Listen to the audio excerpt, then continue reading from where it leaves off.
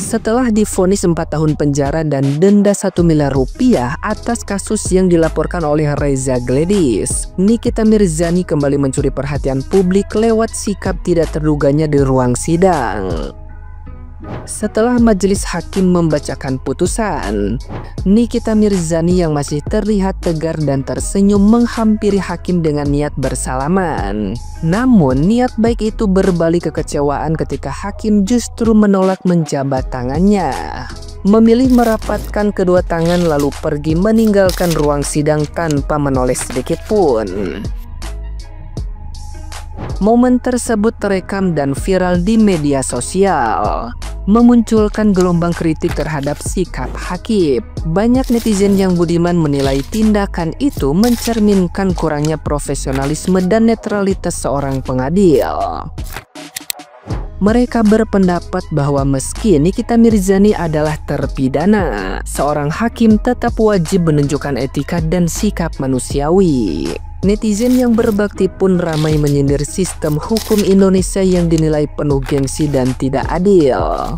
Sementara Nikita Mirzani justru dipuji karena tetap menunjukkan sikap hormat meski dalam posisi tertekan. Nah, gimana nih menurut netizen yang terhormat? Silahkan berkomentar ya. TPPU-nya nggak terbukti, abis itu pemerasannya juga nggak ada. Terus si terdakwa ini divonis gara-gara apa coba? Banyak banget yang komen kayak gini di VT gua. Dalam hati gua lah, ITE-nya kok nggak ditanya? Terdakwa tuh ya divonis bersalah karena undang-undang IT, ngerti nggak? Bukan ujuk-ujuk divonis bersalah, tapi nggak ada salah, nggak gitu konsepnya. Nggak semua orang tuh ya dikata-katain diam aja, dibully diam aja, dicemarkan nama baiknya diam aja. Kalau orang miskin mungkin iya bisa diam, tapi kalau orang kaya, kalau nggak mau divonis bersalah ya dijaga atuh bacotnya. Ada satu adegan menarik pasca Majelis Hakim Pengadilan Negeri Jakarta Pusat menjatuhkan putusan kepada Nikita Mirzani di mana dia divonis 4 tahun penjara dan denda 1 miliar. Nikita Mirzani menghampiri majelis hakim dan mengajak bersalaman, tapi hakim tidak mau diajak salaman. Nah, pertanyaannya, emang boleh nggak sih sebenarnya hakim bersalaman dengan terdakwa? Yang benar adalah hakim memang tidak boleh bersalaman dengan terdakwa. Ingat itu. Dasarnya apa? Kode etik dan pedoman perilaku hakim. Jadi hakim bukan saja dituntut untuk independen, tapi juga harus menunjukkan independensinya. Bukan saja dituntut untuk imparsial, tapi juga harus menunjukkan imparsialitasnya. Bukan saja dituntut untuk berintegritas, tapi juga harus menunjukkan integritasnya. Nah, kalau hakim bersedia untuk salaman dengan terdakwa, nanti bakal muncul dugaan macem-macem. Apalagi dibandingkan dengan tuntutan penuntut umum, vonis yang dijatuhkan oleh hakim ini terhitung cukup rendah. Sehingga tidak kaget kalau Nikita Mirzani terlihat sumringah. Paham? Salam logika. Rest in peace hukum di Konoha. Hari ini Nikita Mirzani dijatuhi hukuman 4 tahun dan denda uang 1 miliar. Yang gua bikin melongo ketika Nikita mendengar vonis dibacakan, dia begitu tabah, malah sempat-sempatnya ngajak salaman sama hakim. Tetapi hakim tidak mau salaman sama Nikita Mirzani. Mungkin dilarang ya oleh undang-undang. Adapun pasal yang dikenakan untuk Nikita Mirzani adalah masalah pemerasan dan pencemaran nama baik.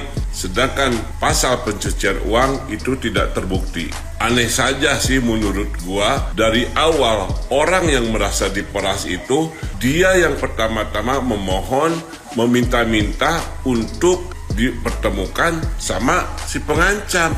Kayak ular mendekati pentungan seperti itu. Dengan vonis ini menurut gua, hakim berarti mengabaikan keterangan saksi ahli yang mengatakan bahwa tidak ada unsur pemerasan karena kedua belah pihak sudah sepakat untuk membayar uang dengan jumlah tertentu, bahkan bisa dicicil.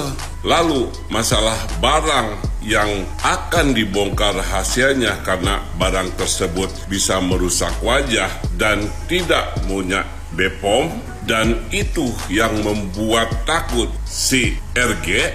Gimana nasibnya barang itu? Kalau memang gara-gara barang itu si RG harus membayar uang ke si pengancam, berarti barang itu salah dong. Lalu kenapa yang dihukum cuman Nikita Mirzani saja? Yang memberikan uang berarti berkolusi dong dengan Nikita Mirzani untuk merahasiakan barang yang salah dan tidak punya BPOM. Sudahlah, gue emang udah tahu bahwa Nikita Mirzani akan dihukum bersalah, tetapi gue sungguh kecewa saja.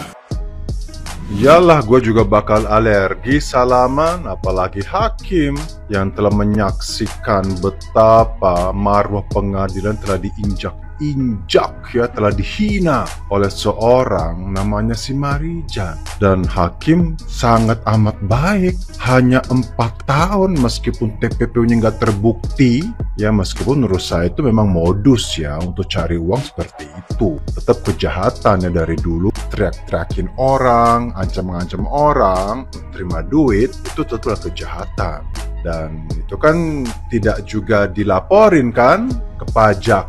Dari mana? Kontrak bukan, orang hanya dokter-dokter, artis-artis main transfer supaya bungkam, itu apa? Itu juga kejahatan. Nah, disayangkan ini ya saya merasa malu ya. Dan ini menjadi contoh tidak baik bagi nanti calon terdakwa. Mereka juga akan hina-hina juga.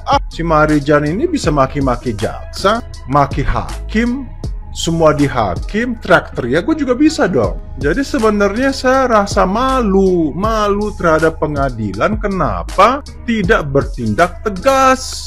Ini menjadi contoh yang tidak baik bagi seluruh warga orang Indonesia, terutama yang masih muda atau calon terdakwa, yang mereka menganggap pengadilan itu kayak sirkus, kayak bordil. Itu yang sangat disayangkan. Makanya hakim mungkin tidak mau salam karena terlaluan banget lo ya, udah hina-hina gua, akunya dipermalukan. Apa artinya jadi seorang hakim? Sukses lah menurut saya si Marijan, untuk dia kan memang jago merendahkan orang. Biasanya orang yang suka merendahkan orang lain karena dia tuh minder, punya masalah dengan diri, maka dia merendahkan. Siapa mau salaman sama dia? Alergi, ogah, takut juga tertular. Ya, tertular sifat yang suka merendahkan orang. Ya tolonglah Mahkamah Agung lah, tolong cek ya gimana caranya supaya ini kalau banding justru kembali ke vonis semula 11 tahun. Tuntutan vonis 11 tahun atau lebih. Tidak yang mustahil, pasti bisa. Viral banget nih hari ini, Nikita Mirzani diputus bebas tidak bersalah oleh hakim.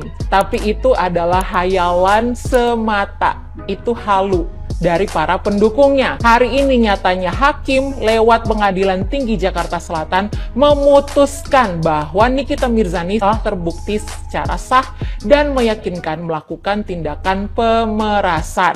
Jadi turut serta ya, ada pasal 55 dan pasal 27B di dalamnya. Akhirnya Nikita Mirzani dipidana 4 tahun penjara dan denda 1 miliar yang kalau tidak dibayarkan ya bisa ditukarkan dengan 3 bulan kurungan penjara. Nah, menurut kalian gimana nih guys? Apakah setimpal atau tidak dengan perbuatannya? Yang pasti Dr. Reza sebagai korban telah mendapatkan keadilannya, bahwa terdakwa sekarang berubah menjadi terpidana. Nah, karena ada kata-kata turut sertanya, maka orang lain yang ada di dalamnya juga harus ikut keseret dong. Kira-kira siapa aja ya yang turut berperan di dalam kasus pidana ini? Menurut kalian siapa guys? Komen di bawah dong.